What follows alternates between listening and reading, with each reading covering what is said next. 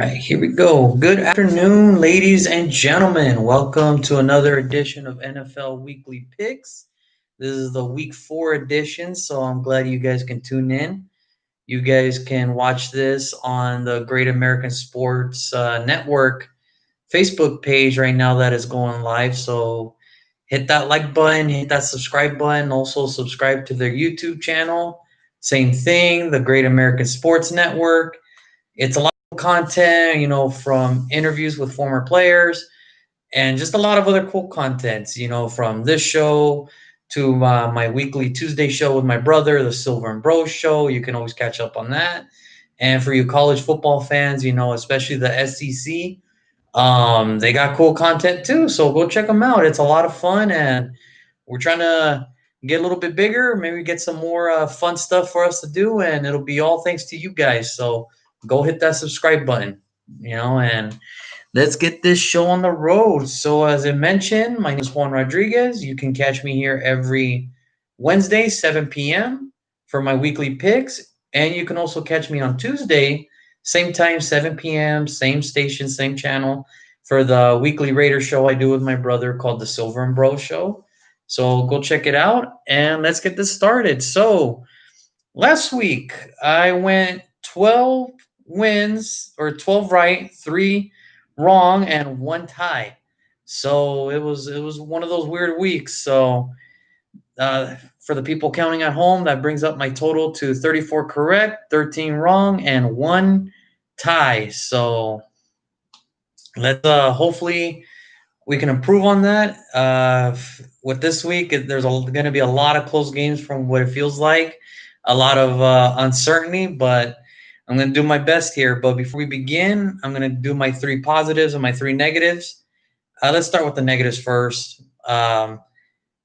Safety, I guess, is the first one right now. And what I mean by that is, everybody has a different opinion as far as, this whole COVID-19 and the mask and everything. But, for 3 teams specifically, the Vikings, the Titans, and the Raiders, don't screw this up for everybody.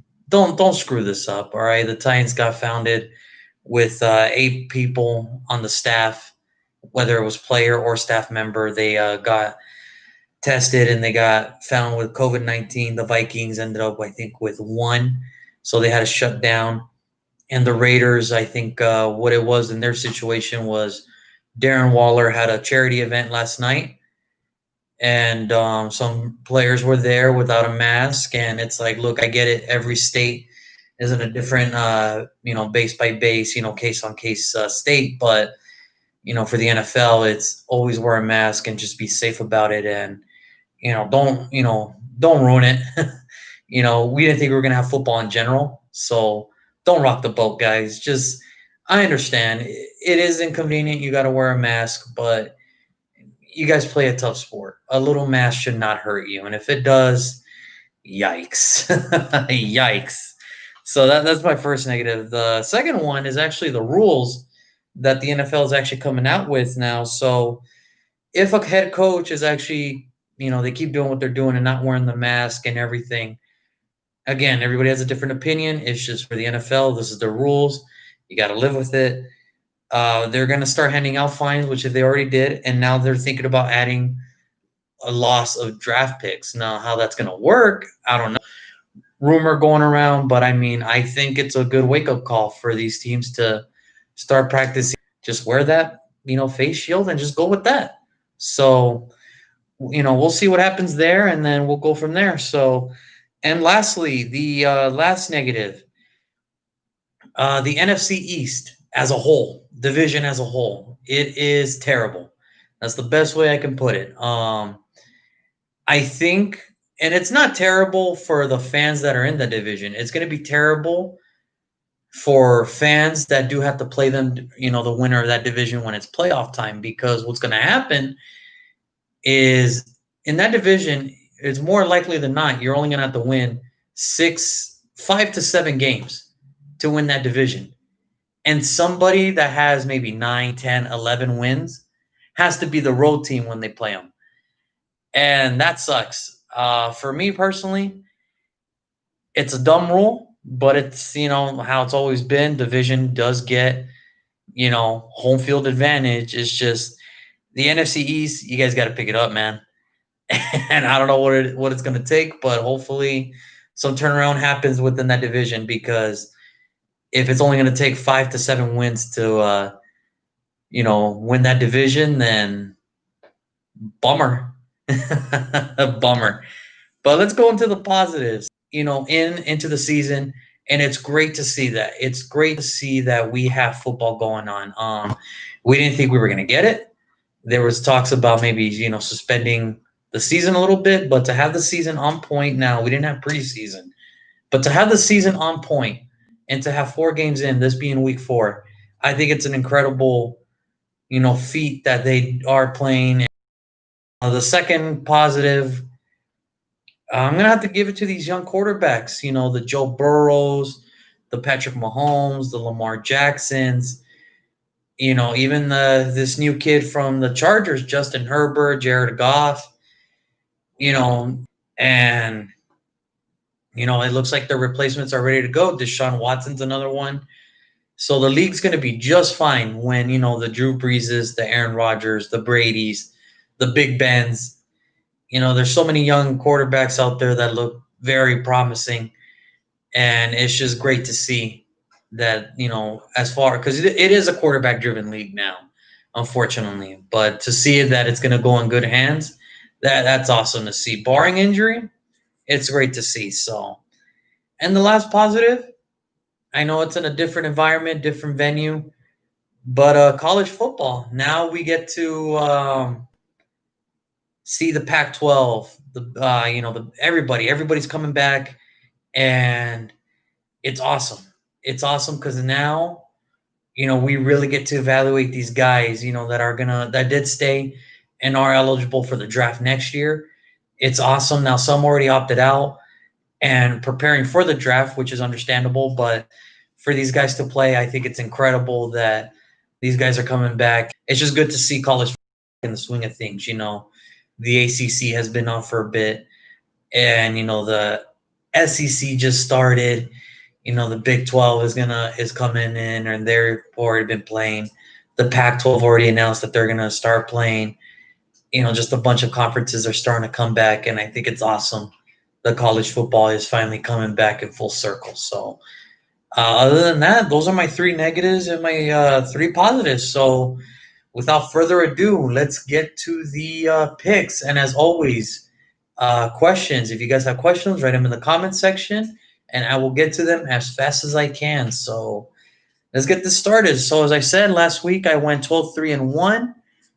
And that brings up my total to 34-13-1. So this week's going to be a little interesting because there's going to be a lot of games where it's kind of a toss-up. So we'll see. So starting off with tomorrow, Thursday Night Football, we got the Denver Broncos visiting the New York Jets.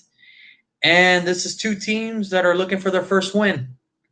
It's a toss-up game.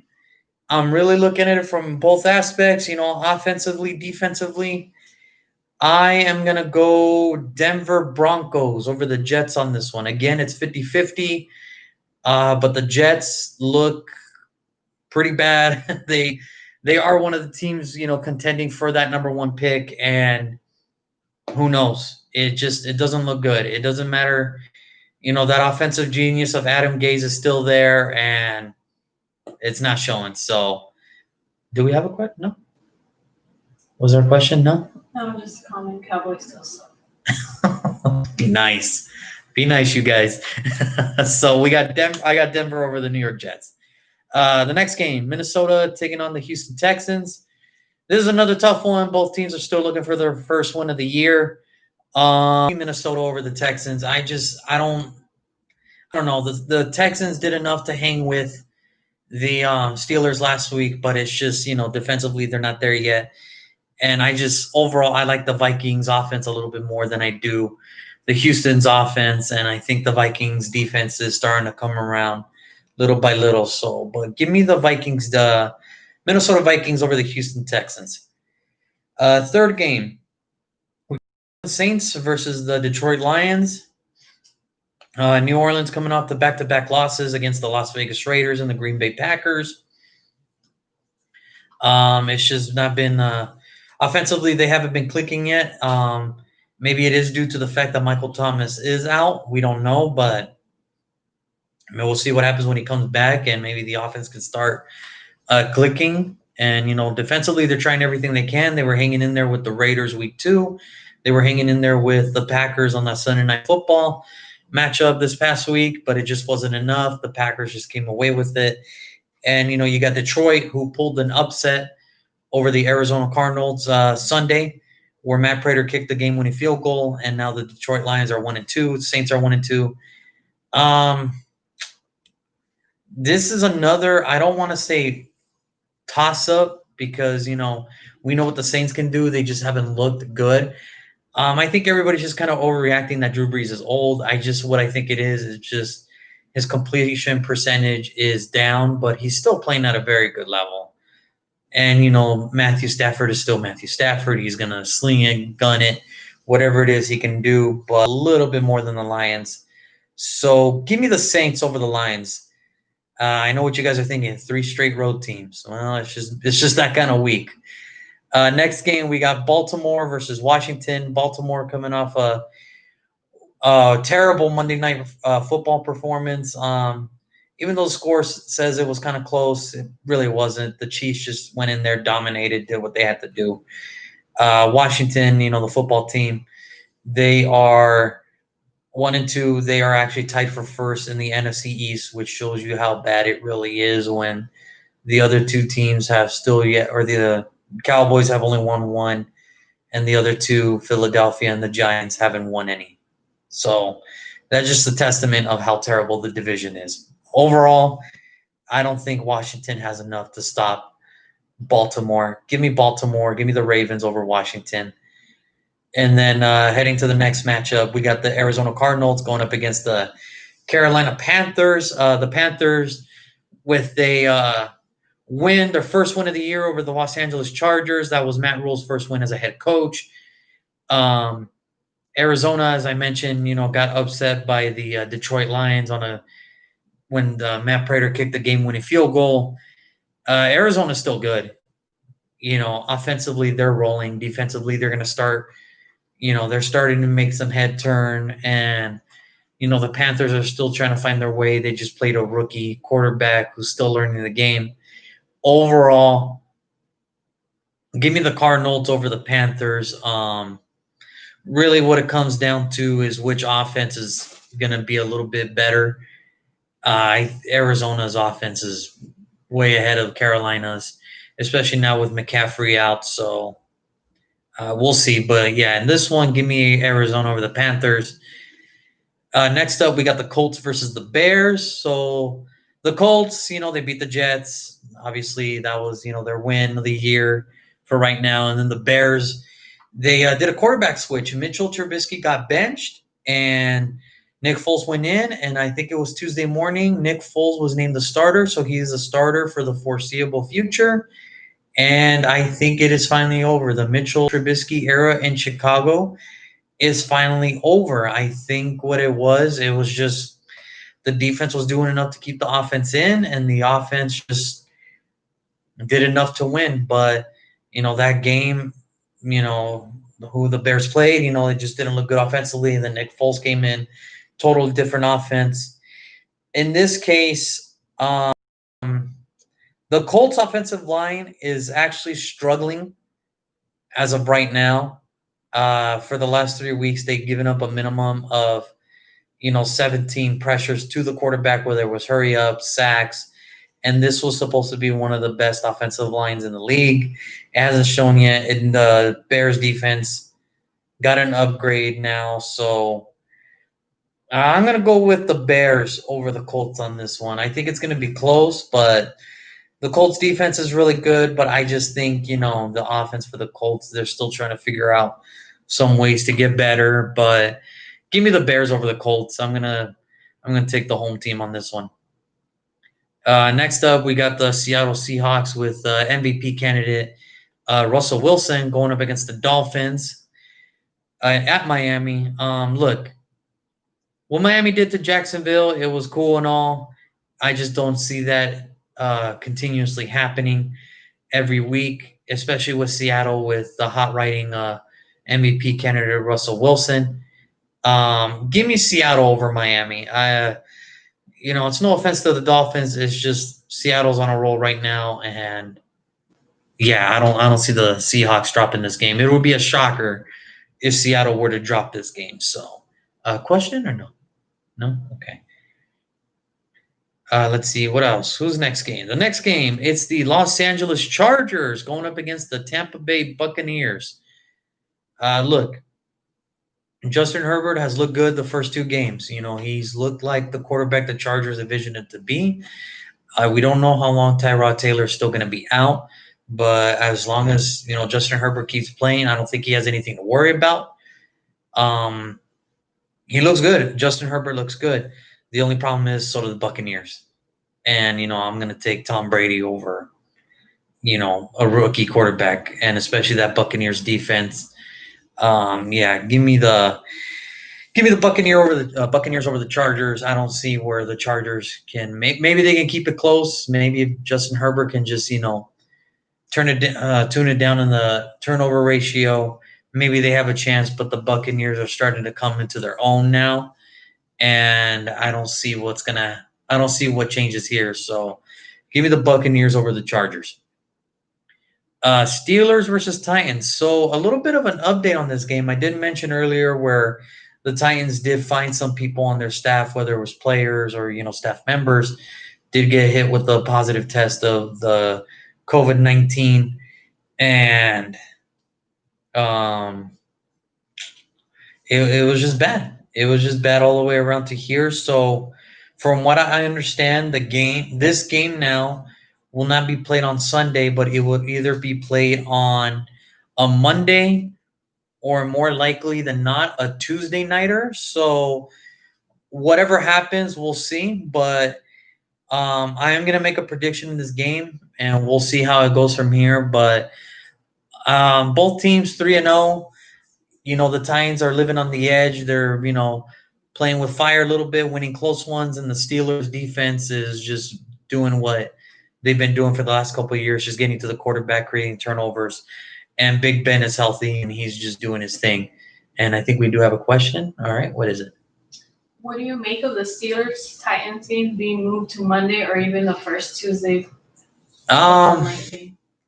Well, we did say week 1 it was gonna be a crazy year, and they're gonna do whatever it takes to make it not crazy. So I'm excited for it.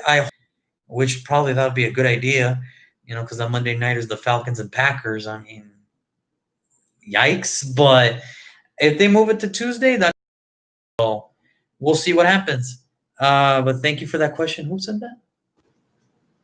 JAS. All right, I'm getting views, man.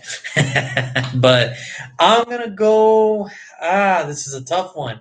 I love Derrick Henry, but man, it's hard to pass up on those Steelers now that they're all healthy and ready to go. Give me the Steelers over this one. I'll take the Steelers over the Titans. I think the Steelers have proven they're a more run-dominant team, and I think they're going to hold Derrick Henry just a little bit. And I think the Titans are just too close playing with fire week in and week out. I'll take the Steelers over this one. And then here we go, moving on to the next one, Jaguars versus the Bengals. Look, the Bengals tied. And they could have won, they didn't. Philly could have won, they didn't. And that's how they ended up tying. I mean, that's how ties work. But, I mean, Cincinnati's got a good one in Joe Burrow. Now it's up to the franchise to not royally screw this up like they did with their last two franchise quarterbacks in Carson Palmer and Andy Dalton. So I like the Joe Burrow kid. I like where he's heading. He's looking like a superstar in the making.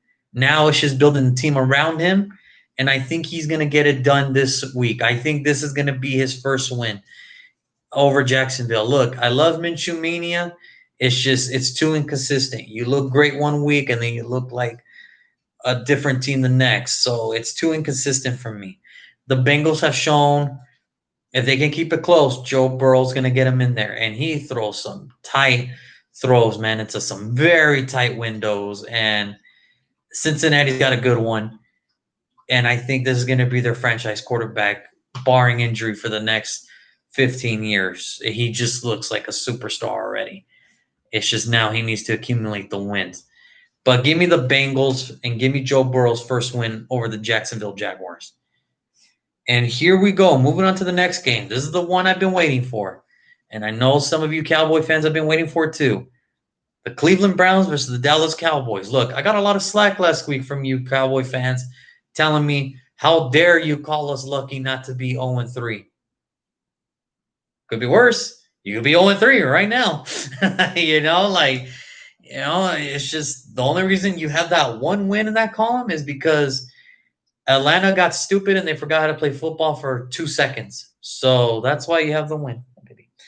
But in this case, I don't know. It's one of those things where it's history versus, the kind of America's darlings. And here's the thing.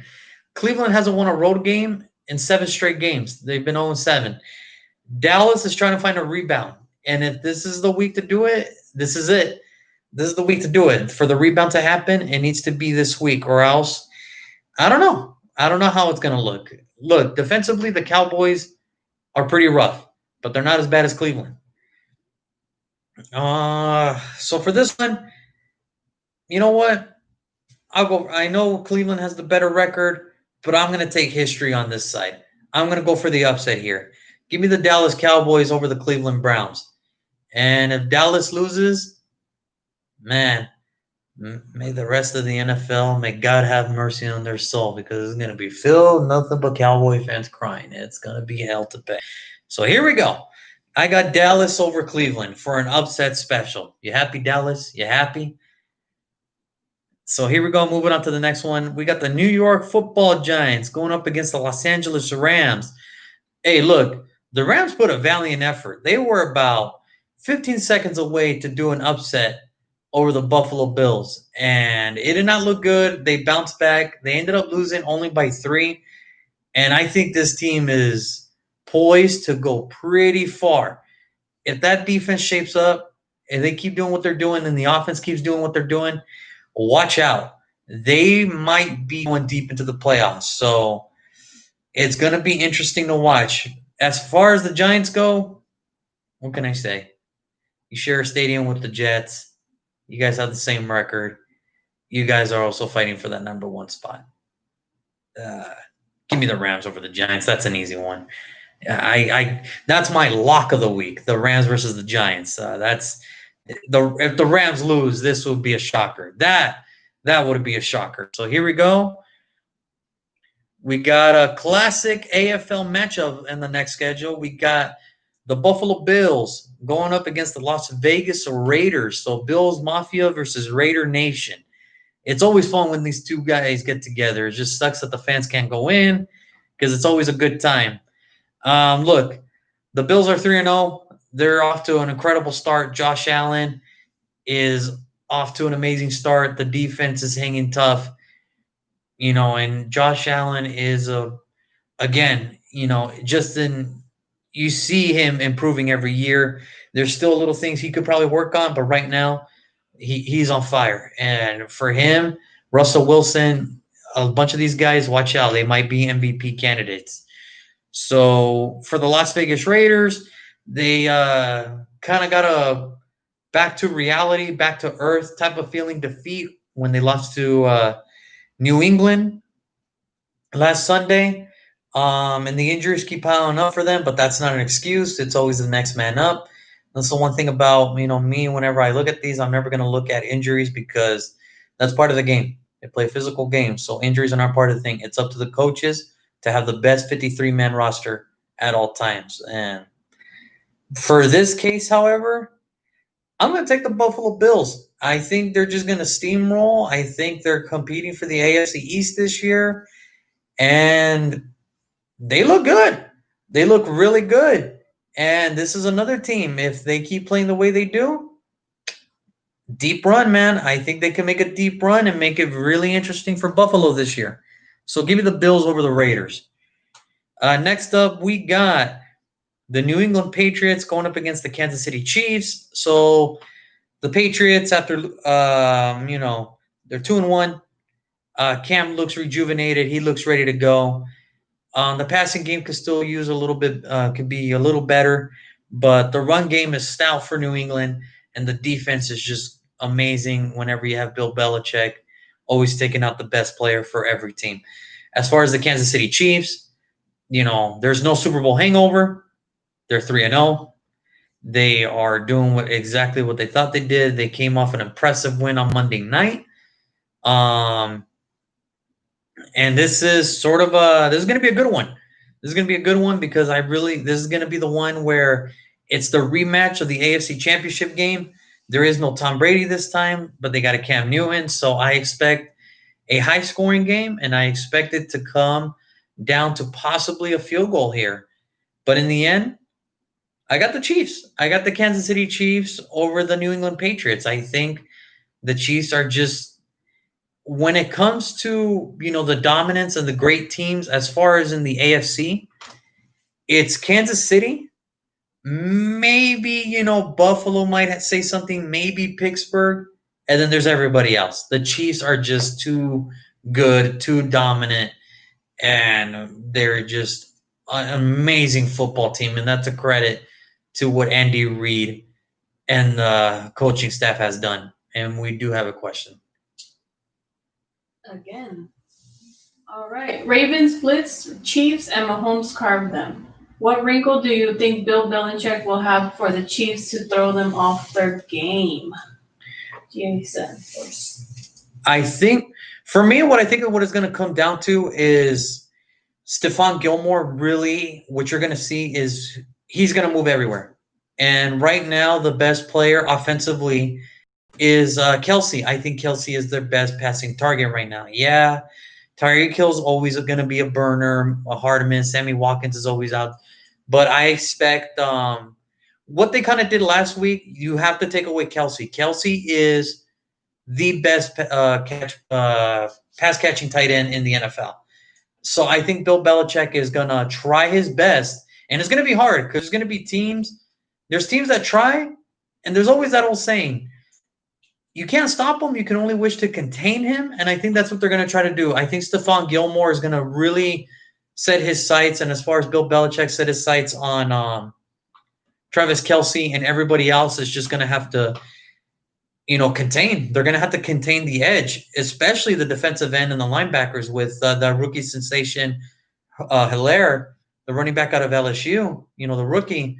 They're really going to have to contain that edge because he can beat you in so many ways. He can catch. He can run the outside. He can pound up the middle. I think Bill Belichick really has to find a way to stop the run early.